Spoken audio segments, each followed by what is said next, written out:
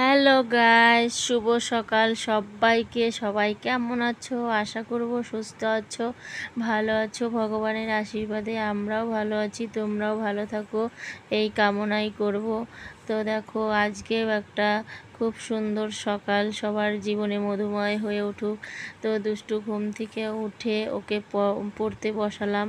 বসিয়ে যে বাসি কাজ যা করার থাকে, নিত্যদিনের রুটিন সবারই করতে হয়। আমার যেরকম কাজ করতে হয় সব মেয়েদেরই করতে হয়। তো সব বউদেরই একই কাজ থাকে, মেয়েদেরও একই কাজ থাকে।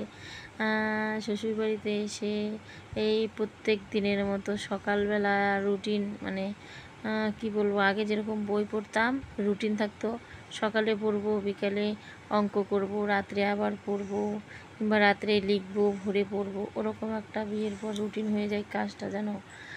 রোজ দিন সকালে একই কাজ, উঠোন ঝাড় দেওয়া, বাসন মাজা, ঘর দোর মোছা, রান্না করা। আবার সন্তান হলে সন্তানের ছেলে ছেলে আছে, ছেলের কাজ। এই যে ছোট ছেলে এখনও ঘুমের থেকে ওঠেনি, ও ঘুম থেকে যখন উঠবে আর কি, তখন বড় দুষ্টুকে আর পড়ানো হবে না। এই জন্য একটু সকাল সকাল উঠতে হয়। এখন 5টার দিকে উঠেছি, উঠে ওকে পড়ালাম। এই যে ঘরটা ঝাড় দিলাম। আর দুষ্টুর বাবু হচ্ছে যে পুজো দিয়ে এখন দোকানে যাবে। তো দোকান থেকে আজ হচ্ছে, তোমাদেরকে বলবো, তোমরা ভিডিওর টাইটেল দেখে বুঝতেই পারছো যে কার সঙ্গে তোমাদের পরিচয় করিয়ে দেবো। কারণ আমার মা এসছে কালকে, তো আমি ভাবলাম মাকে একটু ভিডিও করি, বন্ধুদের সঙ্গে শেয়ার করে দিই। এই জন্য আর কি আজকের ব্লগটা দেওয়া। মার না শরীরটা বেশি ভালো না। মা হচ্ছে ইদানিং কয়েকদিন আগে চোখের অপারেশন হলো, চোখে ছানি পড়েছিল, অপারেশন করলো। তো এর মধ্যে মানে চশমা বানাতে দিবে জন্য কাল নিয়েছে দুষ্টুবাবু, কাল নিয়ে আসছে। আসার পর হচ্ছে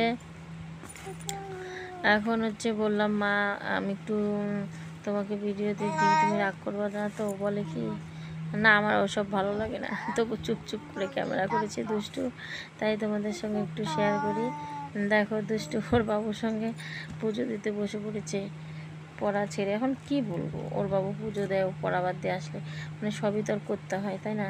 কারণ গোবিন্দের কাছে এসে বসছে, ওর বাবু ভাগবত পড়ছে, ও হচ্ছে শুনছে। এখন তো আর বকা দেওয়া যায় না, থাক। আমি যে শোনো, ও পুজো দিচ্ছে আর কি সুন্দর করে বসে আছে। আমি যখন সন্ধ্যা দিই তখন কিন্তু আমরা 3জনই সন্ধ্যা দিই, দুষ্টু, বিট্টু, আমি। তারপর হচ্ছে মা আবার এর মধ্যে বরফ দেওয়া মাছটা খায় না, তার জন্য বাড়ির সামনে দিয়ে যে মাছ গেল, মাছ রাখা হলো। এটা হচ্ছে লোকাল মাছ, দিঘি মাছ। তারপর মাছটা কাটার পরে রান্না করি। মা আবার আজকেই বাড়ি চলে যাবে, কালকে আসছে। ওইদিকে বাবা আমার একা থাকে, তো মা যদি আমাদের বাড়িতে থাকে, বাবা ওইদিকে একা, বাবার ভালো লাগে না, তার জন্য আর কি মা থাকবে না, আজকেই চলে যাবে। তো দেখো, বিট্টু বলছে, মা মাছটা খাবো। আমি যখন বলছিলাম, আর এই কাঁচা মাছ খাওয়া যায় না, কাঁচা মাছ জানিস কামড় দেবে মাছ। ও শুধু বারবার বলছিল যে মা আমি হাত দিয়ে ধুলি, হাত দিয়ে ধুলি। তা আমি বলছি কেউ ওই কামড় দিবে, তার জন্য চুপ করে দাঁড়িয়ে আছে। তো বন্ধুরা, আমাদের ভিডিওগুলো তোমাদের কেমন লাগে? ভালো লাগলে লাইক কমেন্ট করে দিও। আর ফেসবুক থেকে দেখলে ফলো করে দিও, ইউটিউব থেকে দেখলে সাবস্ক্রাইব করে দিও। তোমরা কেমন আছো কমেন্টে অবশ্যই জানিও। তো দেখো, মাছটা না কাটতে খুব অসুবিধা হয়, আমার দাটা ভালো না, কেমন যেন নাড়াচাড়া করে। এই ঠিক করার বাবা একটা এসে দিয়ে দিচ্ছে, ওটা মানে লাগানোই হয় না আর কি। হ্যাঁ, দুষ্টু বলে কি, মা আমি শুধু ক্যামেরাটা ধরছি আর ধরছি, তুমি একটু তাকাও, তার জন্য আর কি তাকালাম। তোমরা আবার মানে ভেবে নিও না যে মাছটা দেখালাম, তা না। দুষ্ট আমাকে বলছিল, মা একটু তাকাও, নাহলে আমি ক্যামেরা করবো না। আমি বললাম আচ্ছা ঠিক আছে।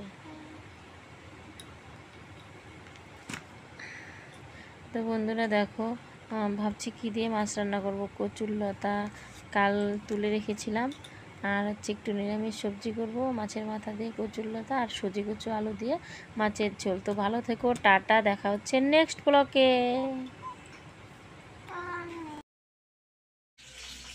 এই যে বিট্টুর খিদে পেয়েছে, আর দেখো ভাতের জন্য বলে মাছে কাটা নেই, মাছ দিয়ে ভাত দাও। মাছ দিয়ে খাবা?